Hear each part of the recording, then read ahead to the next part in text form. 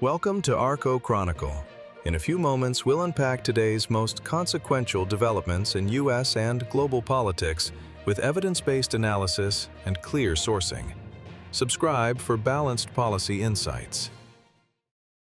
Today we have Edward Wong, a diplomatic correspondent for the New York Times, reporting on global affairs, U.S. foreign policy, and the State Department.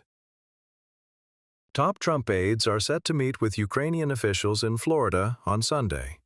Top negotiators for President Trump plan to meet with Ukrainian officials in Florida on Sunday to discuss a possible peace settlement to halt Russia's invasion of Ukraine, according to a senior U.S. official.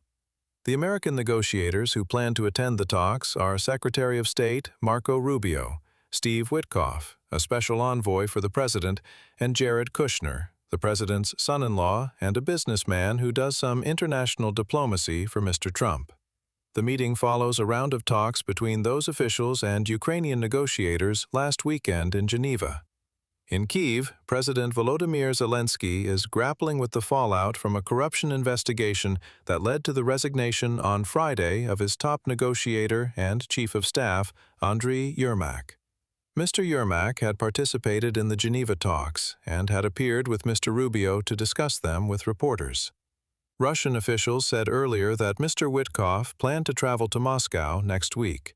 The recent diplomacy has become fraught because of questions about whether some of Mr. Trump's aides are favoring the demands of President Vladimir V. Putin of Russia at the expense of Mr. Zelensky and Ukrainians, whose country is besieged by the Russian military.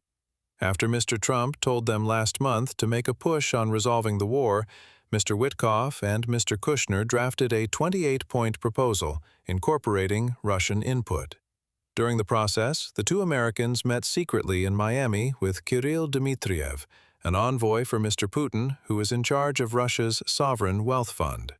The Americans also met in Florida this month with Rustem Umerov, the national security advisor to Mr. Zelensky.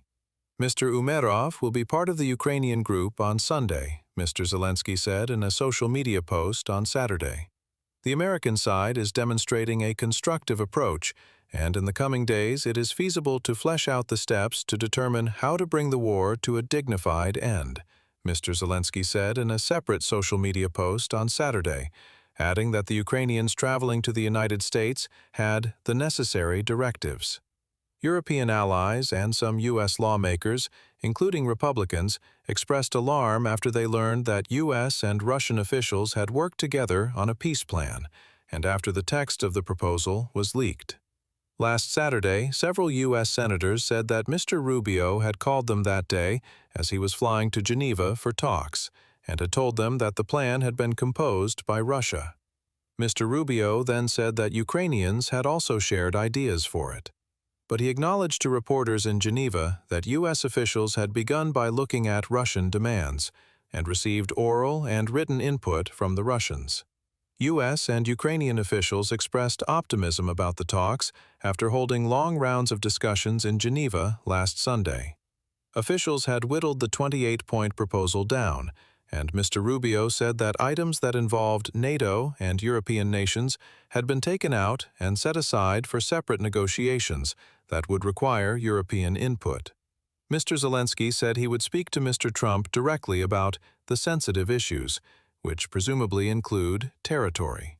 This week, leaked recordings and transcripts posted by Bloomberg News revealed separate, earlier conversations among Mr. Witkoff and Russian officials that raised questions about whether Mr. Witkoff was negotiating on behalf of the Russians, presenting their demands as American recommendations. Mr. Trump told reporters he had not listened to the recording, but said he was not concerned. Mr. Trump and Vice President J.D. Vance had approved of the original 28-point proposal, and a friend of Mr. Vance, Daniel P. Driscoll, the Army Secretary, has also been involved in the diplomacy this month. Some advocates of a pullback of U.S. military involvement from Ukraine say that it will be difficult, perhaps impossible, to reach a settlement that Ukrainians and their supporters consider fair, but that it is important to try to bring an end to the war. Despite European concerns over the peace talks, Mr. Rubio plans to take the highly unusual step of skipping a meeting of foreign ministers of NATO member nations in Brussels next week. It was Edward Wong, a diplomatic correspondent for the New York Times, reporting on global affairs, U.S. foreign policy, and the State Department. You value clarity and objectivity. Please subscribe and enable notifications. Share topics you'd like us to cover in the comments, and join the discussion respectfully. Thank you for watching Archo Chronicle, neutral, evidence-based analysis of U.S. and world politics. See you in the next episode.